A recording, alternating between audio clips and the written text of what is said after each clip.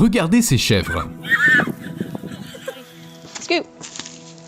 And there he goes. Les vidéos de ce genre ont des millions de vues, et certaines deviennent des mèmes. Peut-être que vous aussi, vous les envoyez à vos amis. Oh, regarde, on dirait toi quand il faut payer le loyer.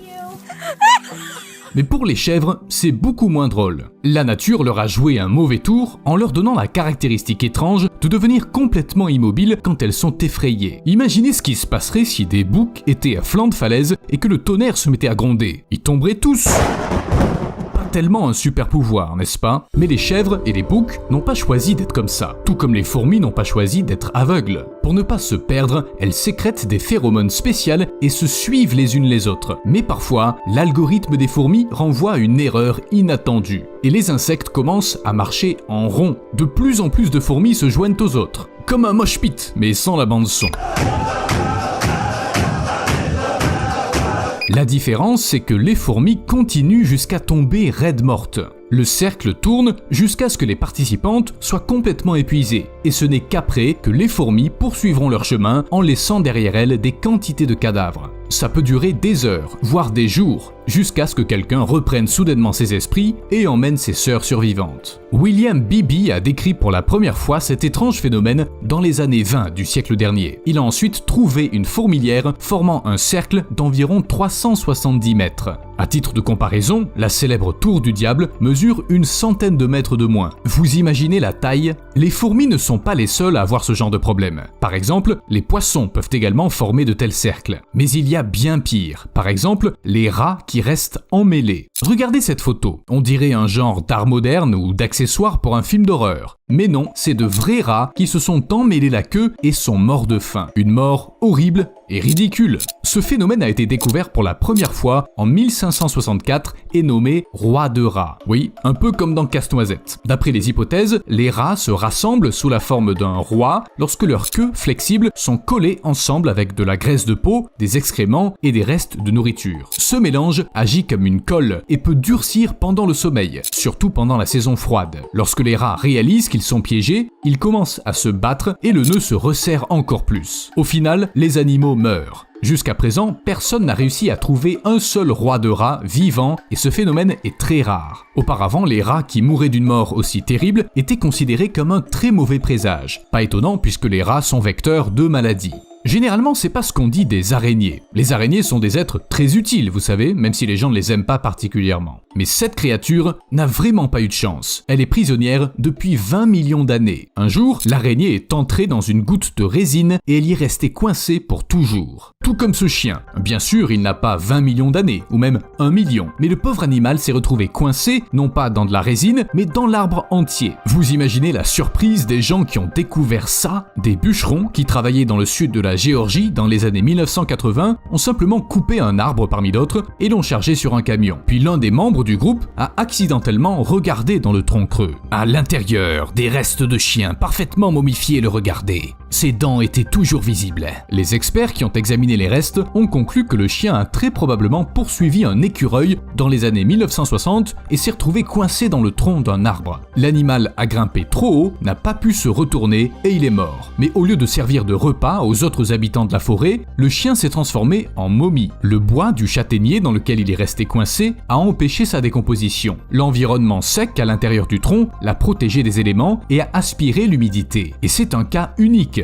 En général, n'importe quel cadavre devient la victime des insectes, surtout dans la forêt. Les scientifiques utilisent même leur gourmandise pour nettoyer les squelettes. Certains coléoptères peuvent même dévorer le corps d'un cerf. Pauvre bichette. L'animal n'est pas seulement resté coincé dans la fissure, il est aussi devenu le repas des insectes. Mais il faut reconnaître que les coléoptères ont fait un excellent travail. Regardez, les os ont été parfaitement nettoyés. Mais un cerf peut très bien avoir une seconde vie. Pas littéralement, bien sûr, pas de nécromancie. Mais au moins une personne serait heureuse d'inclure le pauvre cerf dans sa collection. En fait, en partie. Jim Phillips possède plus de 16 000 bois de cerfs, d'élans et de cornes d'antilope, et c'est par hasard qu'il a trouvé tous les éléments de sa collection. Il lui a fallu cependant plus de 60 ans. Et vous, combien de cornes vous avez trouvé? Ouais, exactement. Ce type est vraiment bon en traque. Mais on va laisser de côté les gens avec leurs étranges habitudes et revenir aux animaux avec leurs étranges habitudes. L'une d'elles, c'est l'autocannibalisme. Oui, vous avez bien entendu. entendu, certains animaux se dévorent eux-mêmes. Vous avez certainement vu quelque part des histoires de serpents qui sont tellement pris par leur repas qu'ils ne voient pas bien où leur victime s'arrête et où leur queue commence. En réalité, c'est légèrement différent. Un serpent peut vraiment commencer à se manger lui-même, mais seulement s'il prend le mouvement de sa queue pour le mouvement de sa proie. Franchement, je sais pas ce qui est le plus ridicule. Si les serpents étaient capables d'émotion, ils se choqueraient eux-mêmes.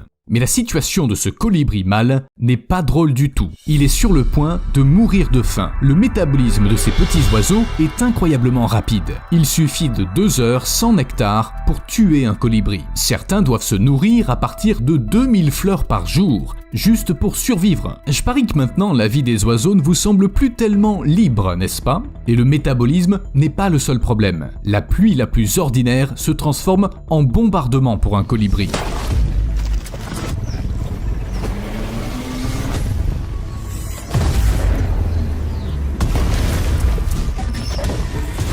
Dans de telles conditions, il est impossible non seulement de manger, mais même de voler, et il gaspille un temps précieux. Mais imaginons que le colibri aille bien. On ne peut pas en dire autant de cet élan, parce qu'il est devenu un zombie. Pas comme dans les films, évidemment. Il ne se promène pas dans la forêt à la recherche du cerveau d'autres élans, mais son propre cerveau est dans un sale état, le ver des méninges.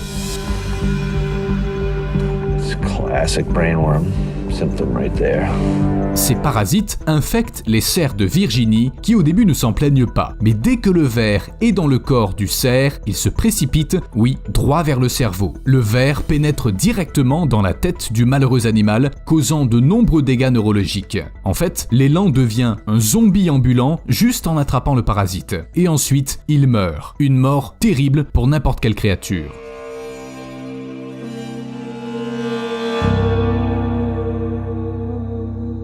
Bien sûr, toutes ces caractéristiques animales, leurs points faibles et leurs points forts, n'apparaissent pas par hasard. Il faut savoir dire merci à l'évolution, ou au contraire, lui crier des grossièretés. Et même si les changements prennent généralement des milliers, voire des millions d'années, il arrive que l'évolution fasse un bond. Non, je suis pas en train de parler des X-Men, je parle des éléphants. Les éléphants modernes ont des défenses depuis très longtemps. Avant eux, les mammouths avaient des défenses. La nature sait donc avec certitude que ces énormes animaux en ont besoin. Les grosses défenses sont l'une de leurs caractéristiques les plus reconnaissables et l'une des principales raisons pour lesquelles les gens poussent les éléphants à l'extinction.